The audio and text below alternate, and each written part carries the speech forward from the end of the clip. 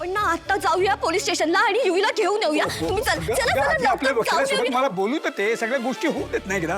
म्हणजे तोपर्यंत युवी तुरुंगात राहणार. अगं पण त्याला काही पर्याय नाही आहे ना ग बाळा. काहीतरी प्रोसिजर असते की नाही, ती सगळी पूर्ण करावी लागणार आपल्याला. हे बघ बाळा, मी त्याला काही होऊ देणार नाही. मी त्याची सोडवणूक करणार. माझ्यावर विश्वास ठेवतो. नाही, काहीही झालं तरी मला माझा युवी घरी आलेला हवाय. आणि जोपर्यंत युवी घरी येत नाही ना तोपर्यंत माझा तुमच्या कोणावरच विश्वास नाहीये. निशी, निशी. मी बघते तिच्याकडे. निशी, काय चाललंय या घरामध्ये? पद्मिनी, पद्मिनी समजून घे का. ऐक माझा. ए बाबा, आपण सगळं व्यवस्थित करू. मी युवराजला सोडून घेऊ देईन, पण त्यासाठी केदार आणि तारीला असं घराबाहेर ठेवणं योग्य नाहीये. जोपर्यंत माझा युवराज सुखरूप येत नाहीये ना तोपर्यंत मी कोणाचीही गय करणार नाही. आणि जर तुम्ही या दोघांना घरात घेतलं तर माझं मेलेलं तोंड बघाल तुम्ही. पद्मिनी, पद्मिनी, परमेश्वरा, काय कुठल्या धर्मसंकटात टाकलंस रे बघा तू. माझ्या युवीला कसं कसं लावू शकतात ते? निशी ऐक माझं बाळा, दार उघड. निशी, निशी open the door.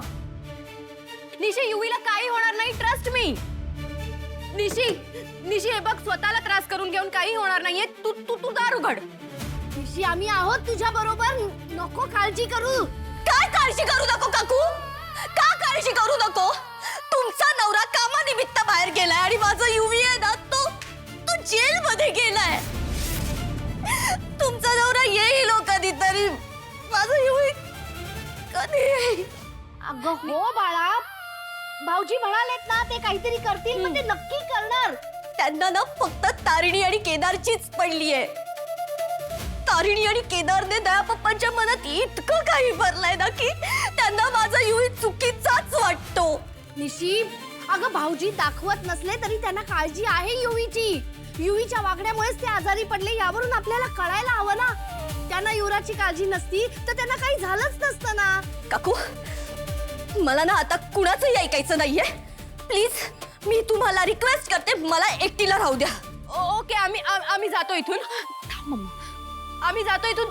Tu please door open कर ना निशी. लिसन, आम्ही पण खूप घाबरलोय ग. आणि तू त्या तारिणीचा राग आमच्यावर कशाला काढतेस? हा, आणि तारिणीने पाहिलं असेल म्हणून ती बोलतेय ना. तारिणी खोटं नाही ग बोलणार. काकू बस.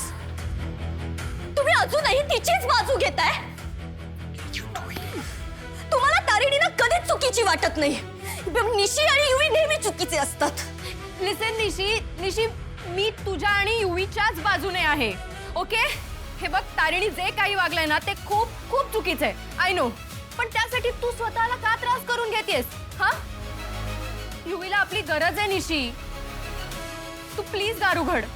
हे बघ ईशा, मला आता एकटं राहू दे. तुम्ही प्लीज जा इथून, प्लीज जा. अशी काय करते ही मुलगी, जरा सुद्धा ऐकत नाहीये. मम्मा, अगं एकदा तिच्या जागी जाऊन विचार कर तू. मला नाही वाटत तारिणी खोटं बोलत असेल. खोटं बोलताना माणूस निदान घाबरतो, आणि तारिणी न कचरता हे सगळं सांगत होती. खोटं बोलण्यात सर्रास असलेली लोक असतात ना, ती नाही घाबरत मम्मा. हो का? मग युवराजचं काय? युवराजचा चेहरा का बदलला हा फोटो बघून? ते मला नाही माहित, पण मम्मा मला या प्रकारावरून एक गोष्ट लक्षात आली.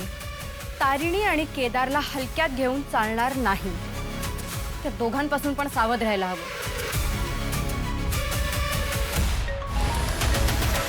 फातिमाचा फोन आहे.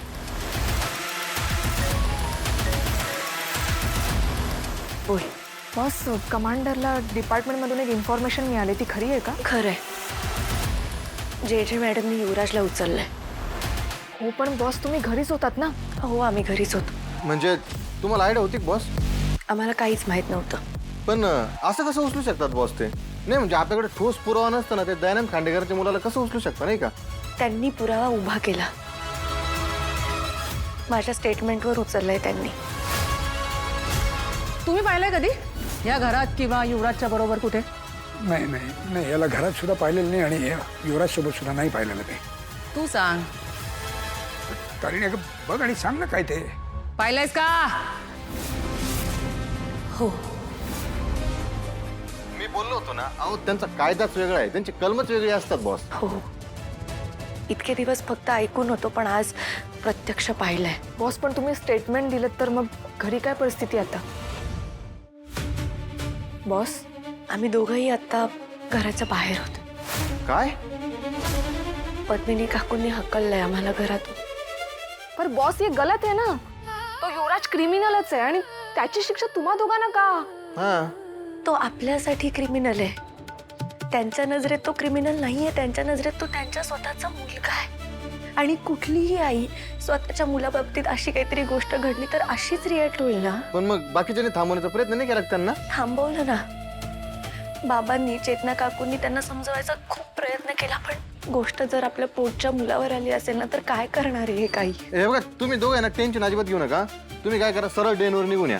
सगळी व्यवस्था करतो आम्ही इथं. हो. नाही, आम्हाला असं नाही करता येणार. तसं जर झालं तर घरात सगळ्यांना संशय येईल आणि आत्ता आपल्याला सगळ्यात जास्त काळजी घ्यावी लागणार आहे. तुम्ही टेन्शन घेऊ नका, आम्ही दोघं आहोत एकमेकांसोबत. वो सब ठीक है बॉस, पर कुछ भी जरूरत पड़े तो फोन करना प्लीज. कळवते. काळजी घ्या. हो.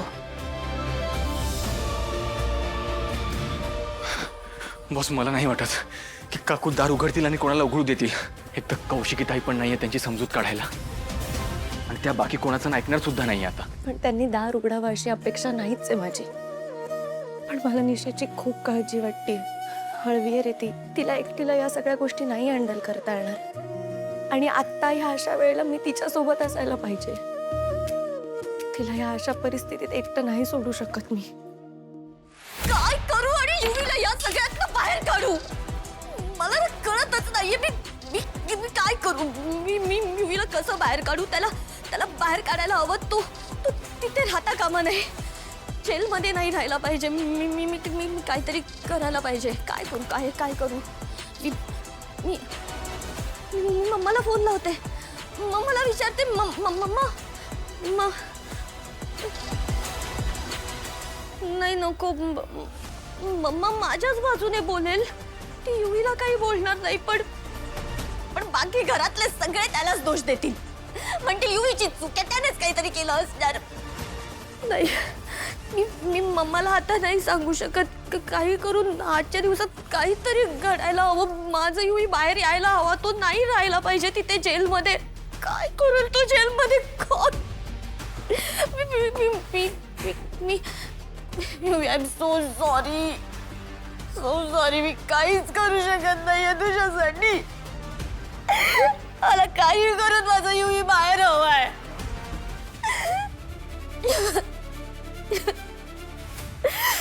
आय नो युवीने काही केलं नाहीये. माझा पूर्ण विश्वास आहे माझ्या युवीवर.